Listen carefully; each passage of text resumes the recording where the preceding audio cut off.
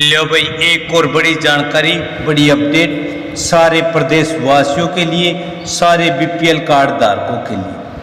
तेल लेने वाले 1,15,000 परिवारों के लिए फैमिली आईडी रिकॉर्ड दुरुस्त रखना जरूरी। तो फैमिली आईडी में बैंक खाता अपडेट होगा, तभी आपके खाते में आएंगे 250 रुपये। सरसों तेल की जगह डीबीटी की तैयारी। तो क्या है पूरी प्रक्रिया, कैसे आपके खाते में आएंगे पैसे। तो सारे बहन और भैया ने काके ताऊ ताइया ने, मर्द बीर और लुगैया ने आपके अपने राजकीय हाथ जोड़कर राम राम। साथियों, हरियाणा में राशन तेल की जगह 250 रुपये डीबीटी की है पूरी तैयारी। 1.15 लाख परिवारों के लिए फैमिली आईडी में बैंक खाता अपडेट जरूरी। गलत विवरण से अटक सकता है भुगतान। तो हरियाणा के बीपीएल राशन कार्ड और फैमिली आईडी से जुड़े परिवारों के लिए एक महत्वपूर्ण खबर सामने आई है। 18 अगस्त 2026 को प्रकाशित यमुनानगर समाचार पत्र की रिपोर्ट के अनुसार अकेले यमुनानगर जिले के राशन डिपो से सरसों का तेल लेने वाले करीब 1.15 लाख परिवारों के लिए व्यवस्था में बदलाव की तैयारी की जा रही है। इसके साथ ही पूरे हरियाणा में यह तैयारी की जा रही है कि अब सरसों के तेल की जगह डीबीटी माध्यम से 250 रुपये भेजे जाएंगे। तो रिपोर्ट के मुताबिक सरसों का तेल उपलब्ध कराने की मौजूदा व्यवस्था की जगह पात्र परिवारों के बैंक खातों में हर महीने 250 रुपये की राशि सीधे भेजने यानी डायरेक्ट बेनिफिट ट्रांसफर डीबीटी की तैयारी है। इस संभावित नई व्यवस्था में सबसे महत्वपूर्ण भूमिका परिवार पहचान पत्र यानी फैमिली आईडी की होगी। पात्र परिवारों के बैंक खाते की जानकारी फैमिली आईडी में सही और अपडेट होना जरूरी बताया जा रहा है। यदि बैंक खाता नंबर गलत दर्ज है, खाता बंद है, बैंक रिकॉर्ड में नाम अलग है या खाते से संबंधित जानकारी मेल नहीं खाती, तो डीबीटी के माध्यम से आने वाली राशि से परेशानी हो सकती है। मतलब पैसे अटक जाएंगे, आपके खाते में नहीं आएंगे। सबसे महत्वपूर्ण है अब फैमिली आईडी में दर्ज बैंक खाते की जानकारी। सरसों तेल की जगह जो 250 रुपये आएंगे, नई व्यवस्था इस महीने से लागू होने की उम्मीद अधिकारी जता रहे हैं। ऐसे में पात्र परिवारों को समय रहते फैमिली आईडी में दर्ज बैंक खाते को अपडेट कराना होगा। बता दें कि अब तक की व्यवस्था में पात्र परिवारों को राशन डिपो से प्रति परिवार 2 लीटर सरसों तेल दिया जाता था। नई व्यवस्था लागू होने के बाद तेल की जगह 250 रुपये की राशि सीधे खाते में भेजने की तैयारी सरकार ने कर ली है। इससे लाभार्थी जरूरत के अनुसार बाजार से तेल खरीद सकेंगे। पति या पत्नी के खाते को लेकर स्थिति स्पष्ट नहीं। फैमिली आईडी में पति या पत्नी के बैंक खाते को लेकर अलग अलग चर्चाएं चल रही हैं। हालांकि दोनों के खाते अनिवार्य किए जाने संबंधी स्पष्ट विभागीय निर्देश की पुष्टि नहीं हुई है। ऐसे में लाभार्थी को अधिकृत विभागीय निर्देश का इंतजार करना चाहिए। डीबीटी व्यवस्था में फैमिली आईडी, बैंक खाता, लाभार्थी के विवरण का सही मिलान होना जरूरी होगा। किसी एक रिकॉर्ड में भी गड़बड़ी होने पर भुगतान अटक सकता है। बैंक संबंधी जानकारी पहले जांच ले। यदि आपका बैंक खाता कहीं भी अटका हुआ है तो उसे अवश्य अपडेट कराएं, KYC करवा लें। OTP पिन मांगने वालों से बिल्कुल रहे सावधान, कहीं आपको गच्चा ना लगा जाए OTP लेने वाले, क्योंकि OTP के द्वारा वो आपके खाते में से पूरी राशि एक साथ निकाल सकते हैं। तो रिपोर्ट्स के अनुसार नई व्यवस्था के तहत अब 250 रुपये सीधे आपके बैंक खाते में आएंगे डीबीटी माध्यम से। डीबीटी का मतलब है सरकार द्वारा निर्धारित लाभ की राशि लाभार्थी को सीधे उसके बैंक में भेजी जाती है। इस तरह लाभार्थी को किसी डिपो या वितरण केंद्र से वस्तु प्राप्त करने की बजाय सीधे बैंक खाते में राशि मिलेगी। लेकिन इसके साथ बैंक खाते की जानकारी सही रखने की जिम्मेवारी भी महत्वपूर्ण हो सकती है। अगर किसी व्यक्ति ने अपना पुराना बैंक खाता बंद करवा दिया है और नया खाता खुलवाया है, लेकिन फैमिली आईडी में पुराना खाता दर्ज है, तो ऐसी स्थिति में डीबीटी भुगतान प्रभावित हो सकता है, पुराने खाते में जा सकता है। इसी प्रकार बैंक खाते में नाम, फैमिली आईडी में नाम में अंतर है तो भी बैंक खाता संख्या गलत है, आईएफएससी नंबर गलत हैं, तो समस्या हो सकती है। खाता किसी कारण से आपका सक्रिय नहीं है या फिर बंद है तो उसे चालू करवाएं, नहीं तो भुगतान प्रक्रिया में बाधा आ सकती है। फैमिली आईडी में बैंक खाता अपडेट क्यों ज़रूरी है?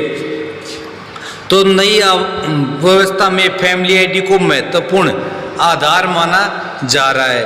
परिवार पहचान पत्र में परिवार के सदस्यों से संबंधित कई जानकारियां दर्ज होती हैं। विभिन्न सरकारी योजनाओं और सेवाओं में पात्रता निर्धारित करने तथा लाभ पहुंचने के लिए इन जानकारी का उपयोग किया जाता है। यदि किसी परिवार को डीबीटी के माध्यम से 250 की राशि मिलनी है तो उसे बैंक खाते की जानकारी सही रखना जरूरी है। बैंक खाते की गलती जानकारी होने पर सिस्टम लाभार्थी का सही बैंक खाता पहचान नहीं कर पाएगा। मान लीजिए किसी परिवार के मुखिया ने अपना बैंक खाता बदल लिया, नया खाता चालू है, उसमें सभी लेन देन हो रहे हैं, लेकिन फैमिली आईडी में अभी भी पुराना खाता नंबर ही दर्ज है। ऐसी स्थिति में नई डीबीटी पुराने खाते से संबंधित प्रक्रिया में जा सकती है या भुगतान अटक सकता है। इसलिए परिवारों को सलाह दी जा रही है कि वे अपनी फैमिली आईडी में बैंक खाते से संबंधित जानकारी की जांच करें और आवश्यकता होने पर अधिकृत माध्यम से ही इसे अपडेट करवाएं। बैंक खाता गलत हुआ तो अटक सकता है भुगतान। रिपोर्ट में विशेष रूप से बैंक खाते की जानकारी गलत होने की स्थिति को लेकर सावधानी बताई गई है। नई व्यवस्था में यदि फैमिली आईडी में बैंक खाता नंबर गलत दर्ज है, खाता बंद है या बैंक के रिकॉर्ड में नाम या अन्य विवरण मेल नहीं खाते, तो डीबीटी भुगतान में परेशानी हो सकती है। किसी परिवार के लिए 250 की राशि भले ही छोटी दिखाई दे, लेकिन नियमित रूप से मिलने वाली सहायता के रूप में यह रकम महत्वपूर्ण हो सकती है। इसलिए बैंक खाते से संबंधित छोटी गलती भी लाभार्थी के लिए परेशानी पैदा कर सकती है। परिवारों को यह भी देखना चाहिए कि उनका बैंक खाता सक्रिय है या नहीं। कई बार लंबे समय तक इस्तेमाल नहीं किए जाने पर खातों में बैंकिंग संबंधी प्रतिबंध या अन्य समस्या आ जाती है। खाता ब्लॉक हो सकता है। ऐसे मामलों में बैंक से संपर्क करके खाते की स्थिति की जानकारी लेना उचित होगा। साथ ही बैंक खाते में दर्ज नाम और फैमिली आईडी में दर्ज नाम की जांच करनी चाहिए। नाम की स्पेलिंग में बड़ा अंतर होने पर डिजिटल सत्यापन प्रक्रिया प्रभावित हो सकती है। पति या पत्नी के अलग अलग खातों को लेकर स्थिति। इस खबर में पति या पत्नी के बैंक खाते को लेकर महत्वपूर्ण बात भी सामने आई है। अनेक साथी कमेंट कर रहे थे, पूछ रहे थे कि पैसे किसके खाते में आएंगे। तो फैमिली आईडी में पति पत्नी के बैंक खातों की जानकारी अलग अलग दर्ज हो सकती है। ऐसी स्थिति में कौन सा खाता डीबीटी के लिए इस्तेमाल होगा, इसे लेकर लाभार्थियों के मन में बहुत से सवाल उठ सकते हैं। रिपोर्ट के अनुसार इस संबंध में स्थिति अभी विभाग की तरफ से स्पष्ट नहीं की गई है, इसका इंतजार किया जाना चाहिए। गुप्त सूत्रों के हवाले से पता तो लगा है कि महिला मुखिया के खाते में आएंगे, लेकिन ये कंफर्म नहीं है। इसलिए लाभार्थी को अपने स्तर पर किसी व्यक्ति या एजेंट द्वारा बताई गई जानकारी पर भरोसा करने की बजाय अधिकृत सरकारी माध्यम से पुष्टि करनी चाहिए। यदि परिवार में पति या पत्नी दोनों के बैंक खाते नंबर दर्ज हैं, तो लाभ किस खाते में आएगा, यह संबंधित विभाग की अंतिम प्रक्रिया और निर्देशों पर निर्भर करेगा। जब तक स्पष्ट आधिकारिक निर्देश सामने न आए, तब तक किसी भी तरह की अफवाह या पर विश्वास करना उचित नहीं होगा। यह विशेष रूप से इसलिए महत्वपूर्ण है क्योंकि बैंक खाता और फैमिली आईडी दोनों में दर्ज जानकारी का मिलान डीबीटी व्यवस्था के लिए महत्वपूर्ण हो सकता है। 600 राशन डिपो की व्यवस्था में बदलाव। तो भाई अकेले यमुनानगर जिले में 600 राशन डिपो पर अब तेल की जगह पैसे मिलेंगे। इसके साथ ही पूरे हरियाणा में भी अब डीबीटी माध्यम का इस्तेमाल होगा। अब कहीं पर भी भाई तेल नहीं मिलेगा। अगस्त इसी महीने से सभी जगह 250 रुपये बैंक खाते में ही आएंगे। अन्य कोई भी राशन सामग्री बंद नहीं होगी। गेहूं जैसे का तैसे मिलेगा और चीनी भी वैसे मिलती रहेगी। तो उपभोक्ताओं को ओटीपी और पिन को लेकर सावधान रहने की जरूरत है। डीबीटी व्यवस्था से जुड़ी खबर सामने आने के बाद साइबर ठगी का खतरा भी बढ़ सकता है। जब लोगों को ये जानकारी मिलती है कि उनके बैंक खाते में सरकारी सहायता की राशि आने वाली है तो साइबर ठग इसका फायदा उठाने की कोशिश करते हैं। रिपोर्ट में भी उपभोक्ताओं को OTP, pin, ATM pin, password या अन्य गोपनीय बैंकिंग जानकारी किसी अनजान व्यक्ति के साथ साझा नहीं करने की सलाह दी गई है। यदि कोई व्यक्ति फोन करके कहता है कि 250 राशि खाते में भेजने के लिए ओटीपी बताना होगा तो ऐसी स्थिति में सावधान रहें। सरकारी लाभ प्राप्त करने के नाम पर किसी को ओटीपी ना बताएं। इसी प्रकार कोई व्यक्ति बैंक खाते की पूरी जानकारी, एटीएम कार्ड का पिन, इंटरनेट बैंकिंग पासवर्ड या मोबाइल पर आने वाला ओटीपी मांगता है तो ऐसी जानकारी साझा नहीं करनी चाहिए। फैमिली आईडी में बैंक खाता अपडेट करने के नाम पर किसी भी अनजान व्यक्ति को मोबाइल नंबर पर प्राप्त ओटीपी बताना भी आपके लिए खतरनाक हो सकता है। किसी भी बदलाव के लिए केवल अधिकृत सरकारी माध्यम का ही इस्तेमाल करें। तो किन परिवारों को सबसे पहले अपनी जानकारी जांचनी चाहिए? सबसे पहले उन सभी बीपीएल परिवारों को अपने जाकर अपना खाता जांचना चाहिए। बैंक खाता जो फैमिली आईडी में नाम दर्ज है और जिनको सरसों का तेल मिल रहा था।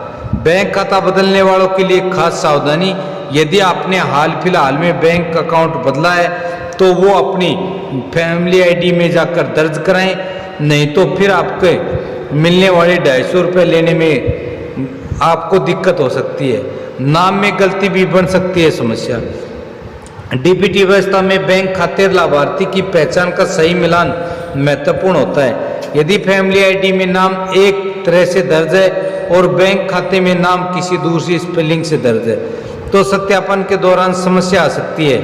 उदाहरण के लिए फैमिली आईडी में किसी का नाम, व्यक्ति का नाम हिंदी या अंग्रेजी में एक तरीके से दर्ज नहीं है जबकि बैंक रिकॉर्ड में उसके नाम की स्पेलिंग अलग है तो ऐसी स्थिति में उसके खाते में 250 रुपये नहीं आएंगे।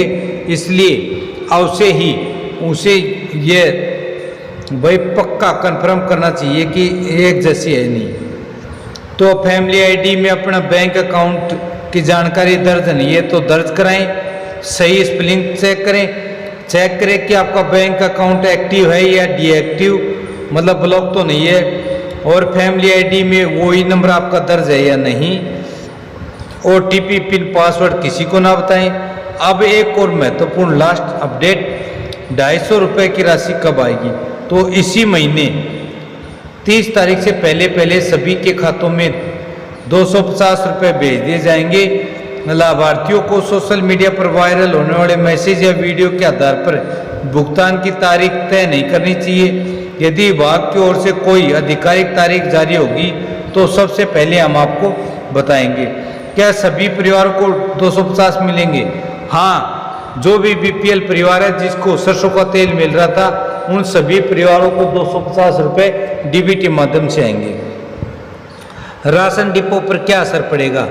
अगर सरसों के तेल की जगह सीधे खाते में पैसे आएंगे तो राशन डिपो संचालकों की भूमि में किसी वस्तु के वितरण को लेकर बदलाव आ सकता है। उनका जो कमीशन रेट था वो कम होगा, बाकी कोई अंतर नहीं होगा।